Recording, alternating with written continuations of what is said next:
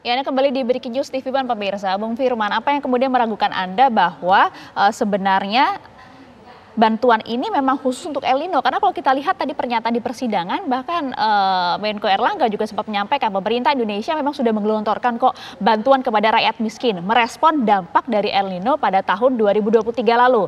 Dijabarkan juga bahwa sejumlah negara tetangga seperti misalnya Singapura, kemudian Malaysia, bahkan juga Amerika Serikat mengambil kebijakan yang sama begitu. Dan kita dengar terlebih dahulu lah ya pernyataan dari Menteri Koordinator Bidang Perekonomian Erlangga Hartarto berikut ini.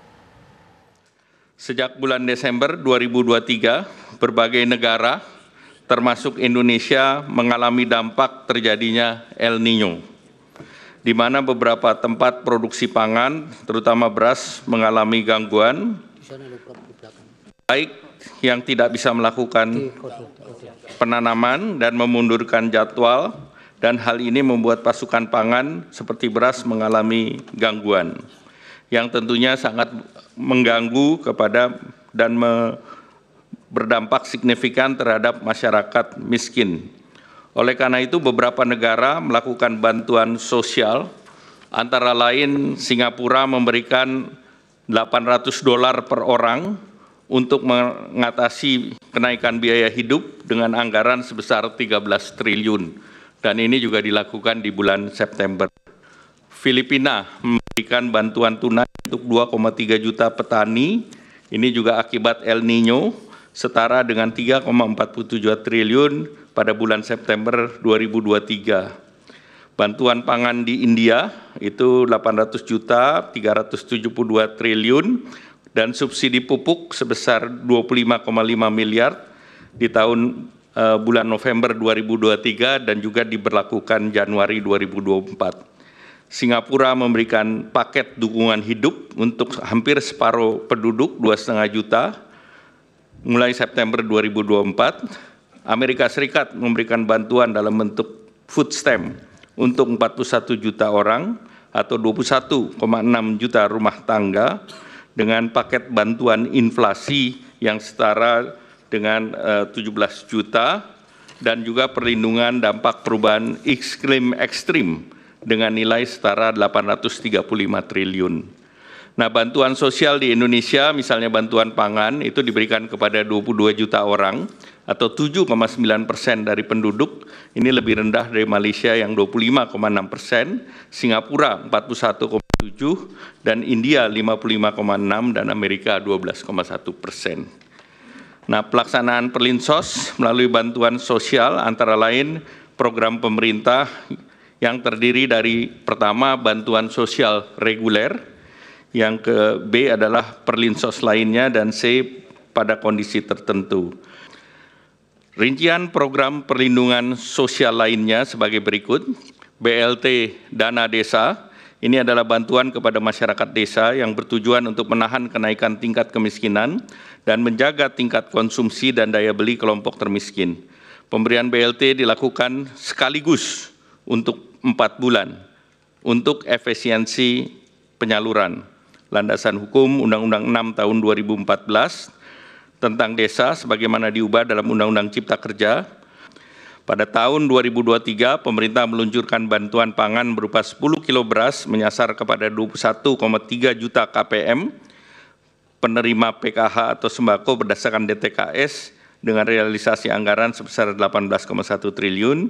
Dan penyelenggaraan program ini adalah Bappenas, setelah itu juga BLT El Nino dengan 200.000 per bulan dengan 18,8 juta KPM, dan ini realisasi 7,5 triliun yang diselenggarakan oleh Kementerian Sosial. Untuk di tahun 2024, pemerintah melaksanakan program bantuan pangan berupa beras 10 kg menyasar 22 juta KTM dengan data P3KE seperti tadi disampaikan oleh Pak Menko PMK dengan alokasi anggaran 17,4 triliun. Selain itu juga BLT mitigasi risiko pangan, KPM-nya adalah 18,8 dan bantuannya sebesar 200.000 per bulan. Oke, yang dipaparkan oleh Menteri Koordinator Bidang Perekonomian Erlangga Hartarto bukankah kemudian membantah dalil-dalil dari 03? Penjelasan Pak Menko Perekonomian masih bersifat standar, sangat normatif, hanya berkaitan dengan kebijakan makro. Yang kita persoalkan adalah pada tingkat penerapan pelaksanaan. Contoh ya, keterangan pemerintah sebetulnya dampak El Nino itu mulai menurun itu bulan November. Kemudian yang kedua juga angka kemiskinan mulai menurun sebetulnya. Kemudian yang ketiga, perkembangan ekonomi makro kita juga bagus. Nah, inilah yang kami hadirkan melalui saksi ahli, yaitu Profesor Didan Mahuri. Beliau menyampaikan bahwa sebenarnya tidak ada relasi antara menaikkan angka yang signifikan itu hampir 500 triliun dengan situasi kondisi. Karena dampak El Nino udah mulai menurun November 2023. Tapi masih berlangsung. Iya, tapi menurun. Nah, tapi kan tidak sesuai dengan jumlah yang digelontorkan. Kemudian yang kedua juga soal misalnya inflasi itu bisa diatur, dikendalikan di bawah 3%. Nah, itu. Nah, menurut ahli yang kami hadirkan yaitu Profesor Hamdi Muluk dan Profesor Soeharko, ada hubungan antara bantuan sosial ini dengan pengaruh politik, dengan perilaku politik, dengan perilaku voters pemilih. Itu hasil riset yang mereka sampaikan, dan mereka sampaikan itu di dalam keterangan di Mahkamah Konstitusi, saksi ahli yang kami hadirkan. Makanya misalnya itu terkonfirmasi misalnya soal salah satu contoh teknis ya. Pada saat pembagian itu yang kadang-kadang dan bahkan tidak jarang digunakan simbol-simbol pasangan calon. Itu warna biru. Yang kedua, langsung disampaikan juga bahwa ini bantuan dari Bapak Presiden yang memang anaknya itu menjadi calon wakil presiden. Yang ketiga, ketika dikelontor di bawah, mungkin Bung Frits tidak tahu persis, ada aparat yang mendampingi pada saat pembagian bansos. Belum lagi kita berbicara soal misalnya struktur bansos. Keluarga mana, di daerah provinsi mana, di kabupaten kota mana, kecamatan, kelurahan, dusun, lingkungan mana. Nama-nama yang menerima, yang berhak. Nah, itu kan ada penyimpangan. Ada misalnya di Jawa Tengah, gitu, di Jawa Timur, di beberapa kantong-kantong yang menurut hasil riset itu adalah kantong-kantong pasangan 03. Nah, yang kita sasar adalah persoalan penyimpangan dan penyalahgunaan itu, bukan soal yang makronya. Artinya soal berarti implementasi sosial, baik itu dari pemilihan wilayah bahkan iya, juga hingga basis data ya. Iya, karena misalnya ya daftar nama penerima. Lembaga mana yang punya otoritas menentukan itu? Siapa yang memegang daftar nama itu? Supaya keluarganya juga, kemudian juga di daerah mana, provinsi mana. Yang terjadi menurut penangkapan kita, pengamatan kita adalah itu salah sasaran semua. Tapi tergantung di daerah mana yang kita harus tentu dalam rangka pemenangan elektoral. Dan menurut Anda itu tadi belum terjawab? Belum terjawab karena yang dijelaskan itu adalah penjelasan makro. Itu bersifat normatif. Pada tingkat itu kita tidak mempersoalkan. Jadi perdebatan kita adalah pada perdebatan tingkat pelaksanaan, bahwa ada penyimpangan, ada penyalahgunaan kekuasaan itu, dan ada hubungan dengan pemenangan elektoral pasangan tertentu. Jadi bukan hanya aspek kebijakan Bang yang dipertanyakan oleh 03 dan juga mungkin 01, tapi implementasinya tadi belum terjawab oleh para menteri, hanya secara teknis saja tadi, secara makro. Saya rasa paslon 1 dan paslon 3 itu kurang mau baca dokumen kali Mbak. Sebenarnya kalau mau membaca dokumen dan jawaban yang sudah disampaikan, bahwa bagaimana proses verifikasinya, ada apa proses yang dilakukan oleh Kementerian Sosial. Itu kalau kita ngomong soal bansos ya.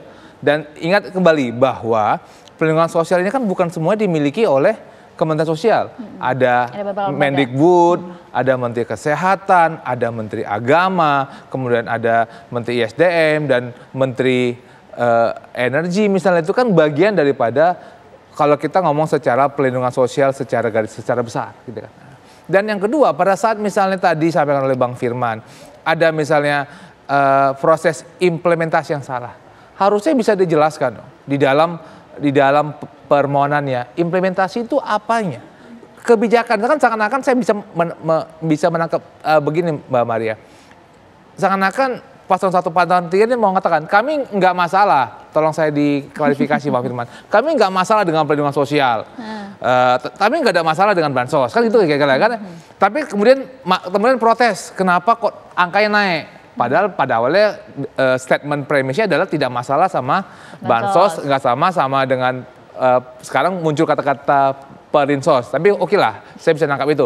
Tiba-tiba sekarang nggak ada masalah, kemudian tiba-tiba mengatakan bahwa kami persoalan dengan distribusinya. Pertanyaan saya, distribusi yang mananya nih? Apakah yang besarannya, yang BPJS Kesehatan, yang subsidi listriknya atau subsidi minyaknya itu, atau kita perkecil lagi ke bansosnya? Oke, bansosnya. Bukankah sudah tadi dijelaskan ada proses pendaftaran, verifikasi, dan pendistribusian langsung melalui rekening yang sudah diatur supaya tidak ada terjadi kesalahan. Dan kalaupun misalnya terjadi kesalahan, kan ada instrumen BPK, KPK, BPKP dalam proses untuk, dan tadi kalau saya bisa melihat dari proses persidangan, ada beberapa kementerian yang bertanggung jawab untuk mengawasi proses itu gitu. Betul. Bukankah mereka juga bagian daripada bagaimana orang-orang yang kita berikan tanggung jawab untuk duduk di kementerian tersebut. Jadi kalau saya mungkin bisa menangkap apa yang disampaikan oleh Bang Firman, bahwa iya ada mungkin 1-2 hal yang tidak sesuai dengan yang diinginkan. Tapi jangan digeneralisasikan dong gitu ya. Oke lah,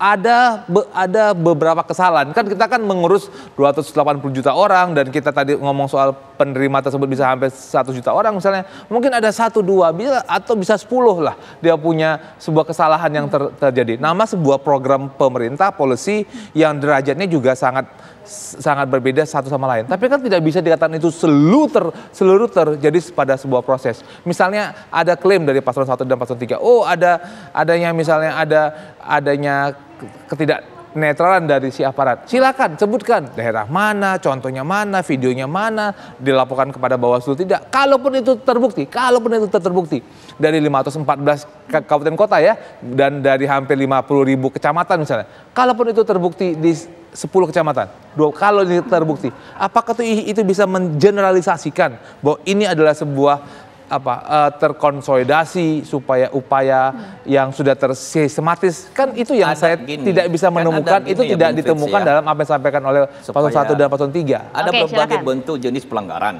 Ada pelanggaran pidana, ada pelanggaran administratif, ada pelanggaran etik. Tentu ada level badan mana yang punya otoritas. Tetapi yang kita maksud adalah memang pelanggaran politik konstitusional. Makanya kita sebut namanya adalah itu pelanggaran TSM, terstruktur, sistematis, dan masif. Jadi yang tidak bisa didekati dengan pendekatan pidana. Nanti jika ada pelanggaran pidana silahkan. Tapi bukti-bukti lengkapnya itu loh Bang. Kita sudah sampaikan, kita sudah mohon melalui saksi ahli dan saksi fakta, ada dokumen bukti. Tentu itu terkonfirmasi pada saat persidangan. Tapi itulah yang dikembangkan nanti hakim mahkamah. Ada contoh, ada saripati, ada poin yang dikembangkan. Jadi yang kita sebut adalah, bahkan kadang-kadang kami sebut itu kejahatan atas konstitusi, kejahatan atas pemilu sebetulnya. Hanya saja terminologi itu kami sederhanakan dalam bentuk pelanggaran terstruktur, sistematis, masif, yang memang terminologi itu dikenal dalam keseluruhan sistem konstitusi kita. Dan diingat betul, tahun 2019 sebetulnya Mahkamah Konstitusi pernah juga menyentuh, membahas, mempercakapkan soal TSM. Itu pernah, tetapi memang tidak terbukti, tidak terpenuhi. Karena itu ruang kosong yang harus diisi oleh Mahkamah Konstitusi, yang tidak bisa disentuh oleh Bawaslu, oleh DKPP, oleh KPU, oleh Bawaslu sekalipun. Jadi itu menurut kita, Bung Fris, memang betul ada pelanggaran pidana, itu silakan. Pelanggaran administratif, itu ada ranahnya, ada badannya. Betul. Tapi yang kita sebut adalah karena ini adalah pemilu, sebuah agenda politik ketatanegaraan, maka padanannya adalah bahwa ini pelanggaran terstruktur, sistematis, masif yang tidak bisa disentuh oleh badan-badan konvensional, tapi bisa diisi dimaknai oleh Mahkamah Konstitusi. Di mana Mahkamah Konstitusi ini bukan mahkamah seperti badan peradilan, pengadilan keperdataan dan kepidanaan, tapi sebuah mahkamah yang bersifat berstandar pada yaitu politik kenegaraan, pada ketatanegaraan, pada konstitusi. Pada ruang itulah Mahkamah Konstitusi terpanggil untuk menjaga jiwa roh keseluruhan Indonesia, dalam hal ini misalnya instrumen pemilu. Begitu posisinya sesungguhnya. Proses persidangan masih berlangsung. Ini kita nanti akan tunggu sekitar setengah jam lagi. Mahkamah Konstitusi akan kembali menggelar sidang sengketa Pilpres 2024. Kami jeda terlebih dahulu. Saat lagi kami akan kembali untuk Anda.